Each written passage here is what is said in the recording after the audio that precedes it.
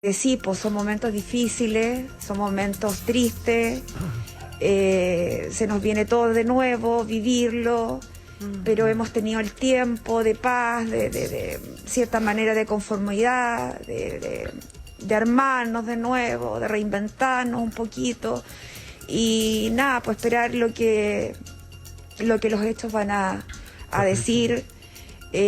Uno puede decir muchas cosas, pero las evidencias están los hechos, están las pruebas y confiar en Dios que esto termine de la mejor forma posible. Patricia.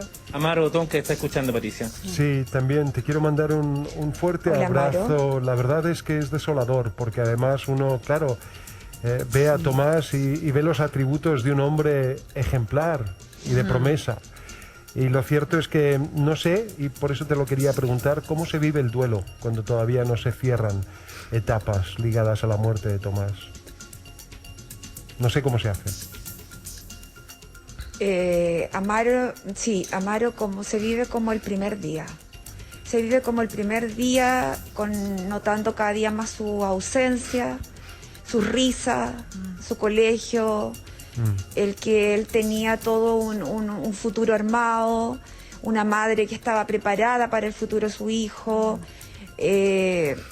No, es muy, muy, muy complejo, pero de verdad que Dios te da la fortaleza, te da la fuerza. Uno dice cómo hemos aguantado, cómo hemos podido, pero mirando quizás un poquito para el lado, viendo otras realidades, viendo otras cosas. Desde que pasó esto con Tomás han ido sucediendo tantas cosas en Chile que al final como que amortiguan un poco lo tuyo y te dicen, oye, párate porque no eres la única. Hay otros papás, hay otras mamás que han perdido a sus hijos. Y entre todos nos vamos levantando, si no tenemos de otra. Patricia, Tomás ya lo perdimos, no va a estar más con nosotros, dime. Tomás también muy querido por todos los vecinos, por sus compañeros de colegio, en donde estudiaba, muy, muy querido, de muchas amistades, el recuerdo, porque finalmente San Vicente, cuando ocurrió esto, se me remeció completo. Y un caballero.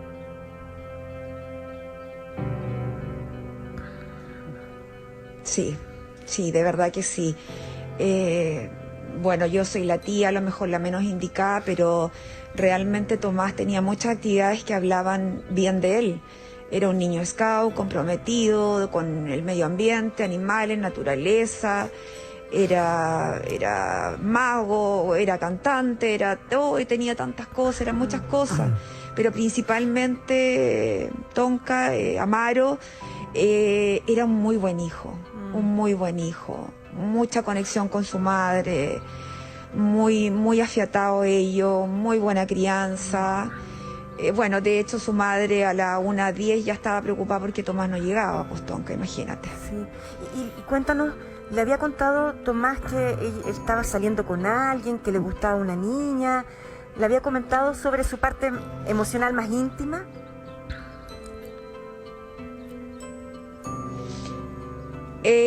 Sí, había dicho que, bueno, con esta niña se conocen ellos de chicos, conocen de chico ellos, se conocen las madres, nos conocemos, la abuela de esta niña fue profesora mía, el abuelo fue muy, muy cercano a mi padre, entonces ellos eran amigos y como los chicos dicen hoy, andaban frecuentemente, o sea, se juntaban, tenían algo, pero algo sin nombre.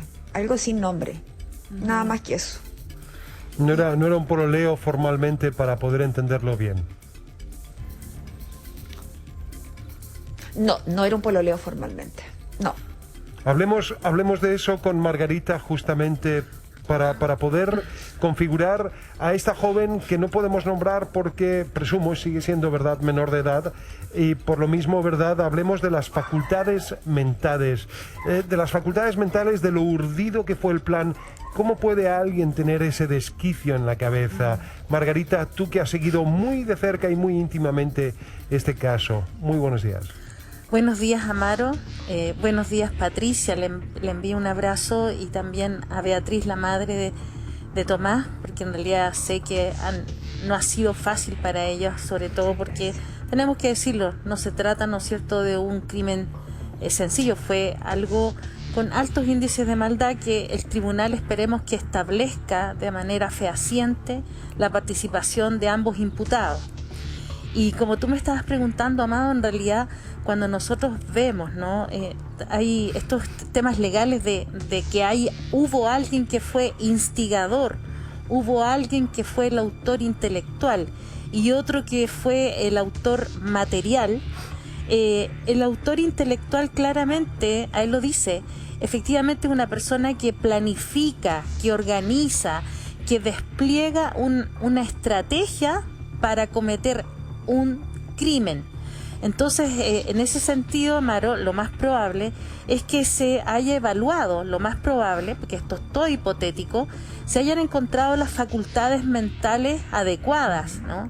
Y es más probable que no se trate de una persona que hubiese estado con una alteración o en un estado de locura. Claramente, aquí tiene peso también que uno de los imputados sea menor de edad. No obstante, la experiencia dice y la literatura científica dice que ese tipo de personas podrían desarrollar ¿no es cierto?, en potencia un tipo de personalidad que pudiera volverlos peligrosos. Hay casos en el mundo, son pocos, por suerte, pero de personas que han sido menores de edad y que posteriormente cometen más ilícitos cuando adultos. Inclusive podríamos recordar hace poco, en el caso del niño Emilio, una de las personas, ¿no es cierto?, presuntamente responsable de ese homicidio, era menor de edad cuando también habría cometido otros hechos criminales. Entonces, de alguna forma nosotros podemos establecer ciertos elementos que podrían tomar peso, sobre todo en el tribunal. Lo acaba de decir Patricia, familias que se conocen desde toda la vida, son vecinos, ya el abuelo, el tío era profesor, ellos eran compañeros de colegio, me imagino, desde el día número 1, se conocen todos, entonces pero es llamativo esa figura. A mí me pasa, Tonka, que lo que no entiendo es cuál es el detonante, en qué momento se desperfila todo, se genera esta distorsión, porque como dice Margarita, claro, aquí hay un títere y un titiritero, aquí hay una instrumentalización, hay alguien que maquina, que urde todo esto, y eso es lo que es decidor, y además se trata de un menor de edad, una persona que ya está confabulando. Entonces, claro, mi pregunta es, esa relación también con el propio Tomás en su momento, ¿habrá sido para estos efectos ponerlo también a prueba, instrumentalizarlo? Porque no hablemos ni siquiera de Ulises. Ulises efectivamente fue usado también. Eso no lo exime de la responsabilidad. Pero me entiendes a lo que apunto, Margarita, ¿verdad? O sea, dentro de lo que podemos decir también, Amaro, porque la gente a lo mejor quisiera que dijéramos más cosas, pero la verdad es que se trata de un menor de edad. Recordemos que este crimen también es de un joven menor de edad, de 17 años, en el año 2019. Uno de los autores, presuntamente, que se tendrá que establecer, es menor de edad. Pero a lo que tú estás diciendo, nosotros, fíjate que podemos ir desde el crimen, poder establecer algunos indicadores de maldad que hemos hablado otras veces. ¿Podemos ir algo antes que eso, Margarita? Si ella tenía dos relaciones, una con Tomás y otra con esta persona, Ulises, ¿por qué mantenerlas? ¿Por qué finalmente se utilizó esas dos relaciones para generar daño? Fíjate, Tonka, que nosotros lo dijimos hace tiempo cuando empezó este caso, lo hemos comentado en otras ocasiones, muchas veces, porque eso se tiene que establecer, y lo voy a decir en términos hipotéticos, porque se tiene que establecer en el Tribunal de la República, para eso existe la justicia y en un Estado de Derecho. Pero si nosotros pensáramos, Tonka, en mentes criminales, fíjate que no podríamos descartar lo del copycat, que significa mentes criminales que copian crímenes de otros criminales que han sido mediáticos. En el año 2018 ocurrió también el lamentable asesinato del profesor Nivaldo, hecho por dos personas. Pero son adultos, Margarita, disculpa, y si es una niña menor de edad, no puede pasar de 0 a 1000 y generar este crimen. Me imagino que hay indicios anteriores que podrían haber generado alguna idea de que algo malo estaba pasando. Antes que me contestes, Patricia, me imagino que tienes alguna información de la personalidad de esta joven, si es que había tenido una relación difícil con Tomás o no. ¿Cómo es ella o cómo era ella en ese entonces? Bueno, ella es una chica con bastante personalidad, dominante, controladora, manipuladora.